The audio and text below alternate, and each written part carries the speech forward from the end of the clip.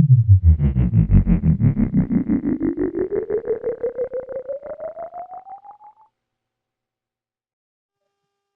်တော်တို့19ရာစု20ရာစုတွေမှာတောက်ပခဲ့တဲ့ဘောက်ဆန်ကြီးရဲ့တပည့်တွေရဲ့တယောက်ဖြစ်တဲ့ Bosco ရဲ့ long pass တွေကိုချက်ကြည့်အောင်ပေါ်ရဲ့ trademark တွေကဒီ long pass တွေကောင်းတဲ့အပြင်ကို tackle ပိုင်းလုပ်ရမှာလေ defensive ပိုင်းကစားတဲ့အခါမှာလည်း slide တွေလည်းအရင်ကောင်းတယ်အဲ့ဒါတွေကောင်းတယ်ဆိုတော့ဒီ Man U ရဲ့ရွှေရောင်နေစဲတွေကိုမှီခဲ့ဘူးတဲ့ဒီ Man U fan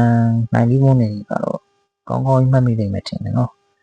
နောက်တစ်ခုက passion တွေရမ်းကောင်းတယ် vision တွေရမ်းကောင်းတယ်ဘောလုံး ဒီအတင်ချတွေရမ်းကောင်းတယ် vision ကတော့ဒီ long pass ကောင်းတဲ့လူတစ်ယောက်အနေနဲ့ကတော့ရမ်းညွှန်းစရာမလိုထင်တယ်နော်ဒီကျွန်တော် Man U fan တစ်ယောက်အနေနဲ့ကတော့ဒီလက်ရှိ Man U ရဲ့ house to power row CNF row မှာတော့ဒီ Bosco လိုမျိုးဒုတိယပြီးနောက်တစ်ယောက်လောက်ပေါ်ပေါက်လာပါစေလို့ပဲမရဲသေးလေးညှိုးလင်းမိရပေါ့လေ Bosco ကဒီကစားရလည်းကောင်းတယ်ဒီကောင်းတဲ့ပြင်ပေါ့အဓိကတော့သူ့ရဲ့စိတ်ဓာတ်ပိုင်းခံပြပေါ့နော်နာမည်ကဒုတိယအတင်းကပထမအနေနဲ့အဲ့လိုမျိုးရွှေရောင်နေစဲကကစားသမားတွေတော်တော်များများဒီလိုစိတ်ဓာတ်ခံချက်တွေနဲ့ကစားနေကြတယ်ဗျ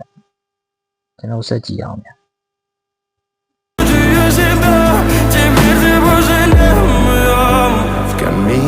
В 6 утра